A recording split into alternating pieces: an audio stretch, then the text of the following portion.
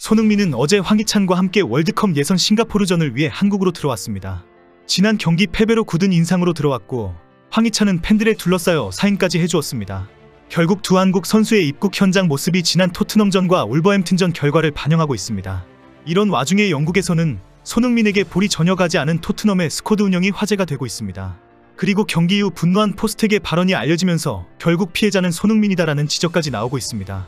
다음 아스톤빌라전까지 원톱 손흥민이 살아나는 방법을 찾아야 하는 토트넘입니다. 토트넘 팬들도 치열하게 토론하고 있는 손흥민 살리기에 관해 소개합니다. 밤새 펼쳐진 맨시티와 첼시전은 충격적인 공방전으로 진행되었습니다. 최고의 빅매치 4대4 무승부는 리그 최고의 경기로 평가받을 정도입니다.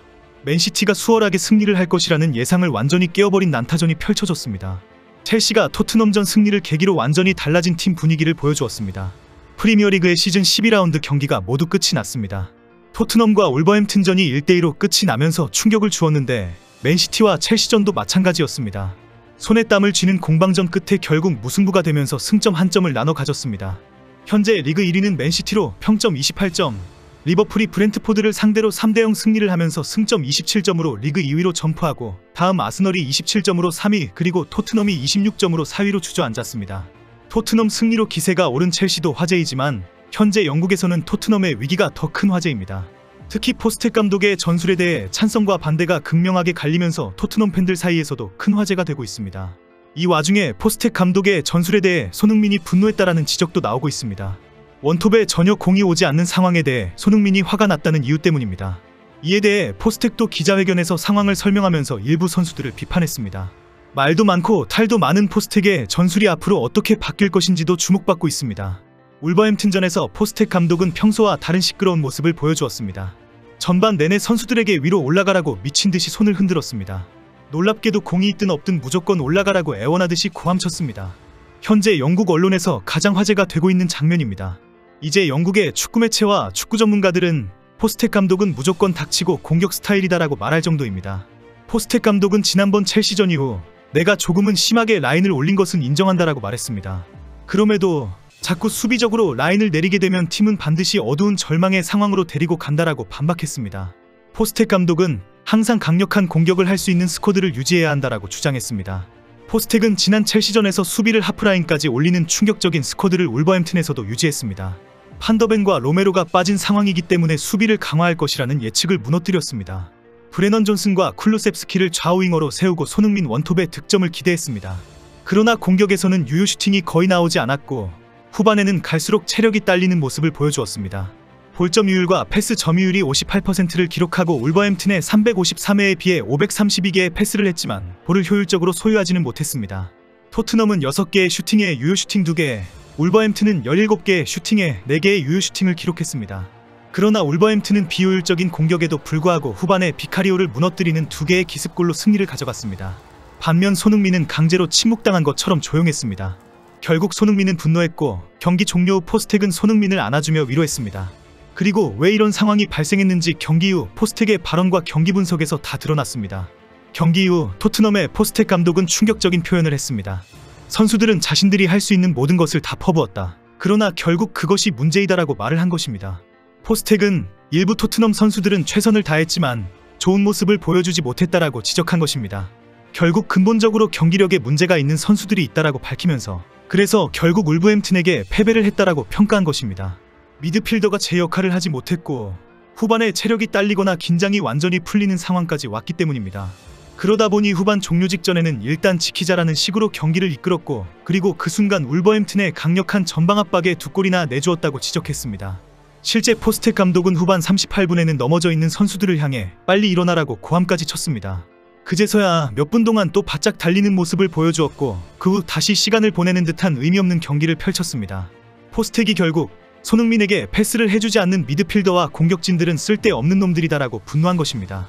경기 이후 에릭 다이어와 에메르송 노엘과 손흥민은 평점 5점으로 최저의 평가를 받았습니다.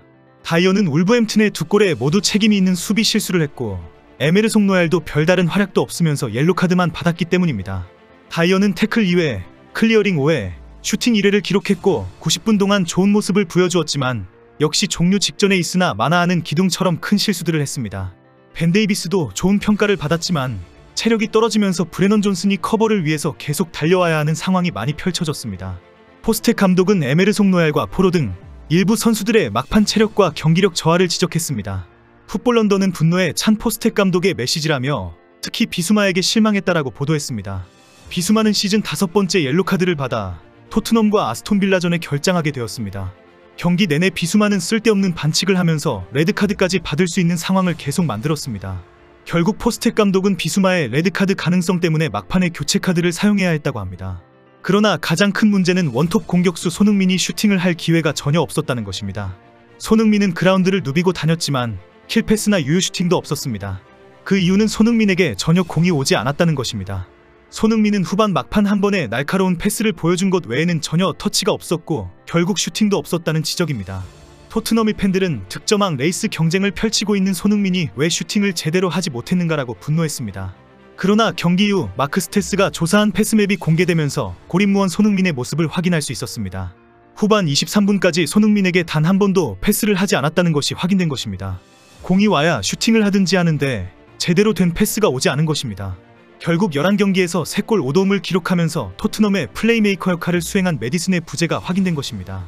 결국 포스텍 감독이 후반 31분에 지오바니 로셀소를 긴급 투입했지만 손흥민을 전혀 돕지 못하는 부진한 모습을 보였습니다. 영국 언론들도 손흥민이 외로웠다라며 케인과 메디슨의 부재를 지적했습니다.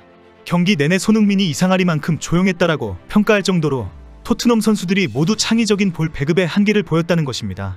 특히 손흥민이 후반전에는 외곽으로 빠져서 기회를 만들기 위해 고군분투한 것도 고립된 손흥민의 선택이라고 보도했습니다. 그리고 전반 이른 시간에 넣은 득점을 지키지 못한 것도 로메로와 판더벤의 부재 때문이다라고 지적했습니다. 결국 메디슨의 부재로 공격이 활발하지 못했고 수비진은 울버햄튼의 강력한 전방 압박에 당황해했다고 비판했습니다.